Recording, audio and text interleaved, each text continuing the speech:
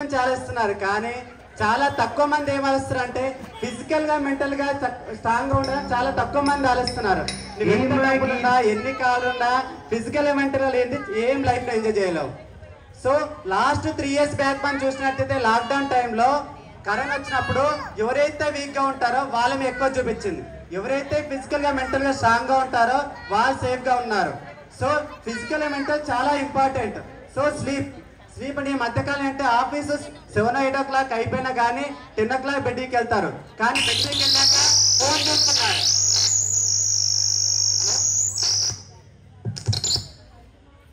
10 o'clock bed ఎక్కినా కానీ phone చూస్తున్నారు, ఫోన్ వెయిట్ చేస్తున్నారు.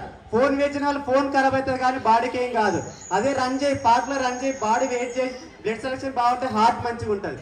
సో వరల్డ్లోనే ఫేమస్ టెక్నాలజీలో జపాన్ లో 80 సంవత్సరాలు బతుకుతున్నారు.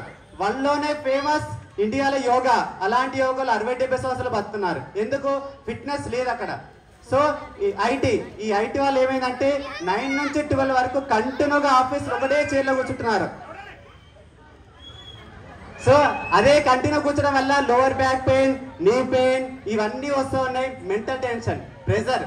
సో ఈ 15 days బ్యాక్ మీరు ఒక న్యూస్ చూసినారు, ఒక అమ్మాయి 3 days గా కంటిన్యూగా ఆఫీస్ వర్క్ చేయడం వల్ల వాళ్ళ ఫ్రెండ్స్ వచ్చి ఏమైనా వస్తే 2 days బ్యాక్ చచ్చిపోయింది. ఓవర్ ప్రెషర్, టెన్షన్స్ వల్ల చనిపోయింది. సో ఇది మన చిన్న టెన్షన్కి ఇలా అయితే మోదీ తెలుసు కదా, నేను పార్టీ గురించి మాట్లాడుతున్నాను. మోదీ ఆయన పొద్దుగా లేవగానే ఏం చేస్తాడు? ఫస్ట్ యోగా, తర్వాత సూర్య నమస్కారాలు, తర్వాత మంచి హెల్తీ ప్రోటీన్ ఫుడ్ తీసుకున్న తర్వాత కార్యాలయానికి కూడా బై వాక్ లో వెళ్ళిపోతాడు. అలాంటి దేశం గురించి ఆలోచన మనిషి మన ఫిజికల్ ట్రిప్ స్టార్ట్ చేస్తాడు. మనము మన ఇల్లు మన ఫ్యామిలీ చూసుకొని కూడా ఈ ఫిజికల్ యాక్టివిటీ చేయకొచ్చినాం.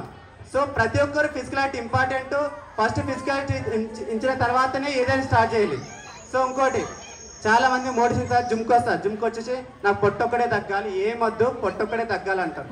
సో వచ్చి రానే ఫస్ట్ ఇయర్ 1 year పే చేస్తారు. 1 year ఫస్ట్ వేయగానే ట్రైనర్ కాల్ చేస్తాడు, సార్ వస్తున్నారా అంటే ఈరోజు లేదు, నైట్ లేట్గా పడుకున్నాను, రేపు వస్తా ఖచ్చితంగా అంటాడు. సో సెకండ్ డే కాల్ చేస్తే ఏమంటే నైట్ లేట్గా తిన్నాను, అరగట్లేదు, రేపు వస్తా అంటాడు. మళ్ళా నెక్స్ట్ డే కాల్ చేస్తే ఏమంటే వర్క్ ఫ్రమ్ హోమ్ లేదు, ఆఫీస్కి వెళ్ళాలి, రేపు ఖచ్చితంగా వస్తా అన్నాడు. ఇంకా 2 days ఆగి ఫోన్ చేస్తా, ఫ్రైడే ఫోన్ చేస్తే సార్ వస్తున్నాడు అంటే లేదు, రేపు సాటర్డే సండే కదా, మండే పక్కా వస్తా అంటాడు. సో మండే ఏమైతే అంటే మండే ఫోన్ చేస్తే ఇక ఆయన ఫోన్ ఎత్తాడు. ఇక మళ్ళీ 1 month తర్వాత నేను కూడా ఫోన్ చేయను. మళ్ళీ వేస్తా అంటే 1 month తర్వాత మళ్ళీ ఫోన్ చేస్తాను ట్రైనర్కి, సార్ వస్తున్నారా అంటే మీరు ఆల్రెడీ అప్పటికే నేను 75 kg ఉన్నా, ఇప్పుడు 80 kg అయ్యాను, ఆ 85 kg ఇంక్రీజ్ అవ్వడం వల్ల ఓవర్ ఫ్యాట్ అయిపోయి హార్ట్ స్ట్రోక్ వచ్చేసి హాస్పిటల్లో ఉన్నాను, స్టంట్ పడింది, ఇప్పుడు ఆపరేషన్ అయింది. సో ఇప్పుడైతే ప్రజెంట్ సేఫ్ అన్న. సో రేపు చేయకండి, ఈ రోజే చేయండి. ఈ రోజు ఎప్పుడైతే ఇదేమీ ముహూర్తాలు అవి ఉంటారు, ఫిట్నెస్గా ప్రతిరోజు మంచి రోజే. సో ఈ రేపు చేస్తాను అస్సలు చేయకండి, ఈ రోజు మాత్రం ఖచ్చితంగా వర్కౌట్ చేసినప్పుడే మీరు ఖచ్చితంగా హెల్తీగా ఫిట్గా ఉంటారు. ఇంకోటి, నేను ఎలాంటి వర్కౌట్ చేయలేను, డైట్ ఫాలో. ఇప్పుడు 1 month ఎలా ఉంటుంది చూడండి.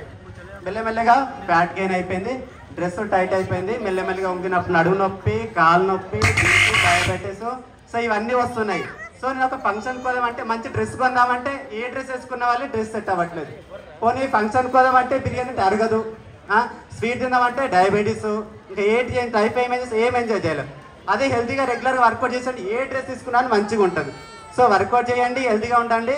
సో థ్యాంక్ యూ, ఈ అవకాశం ఇచ్చిన శివానికి స్పెషల్గా థ్యాంక్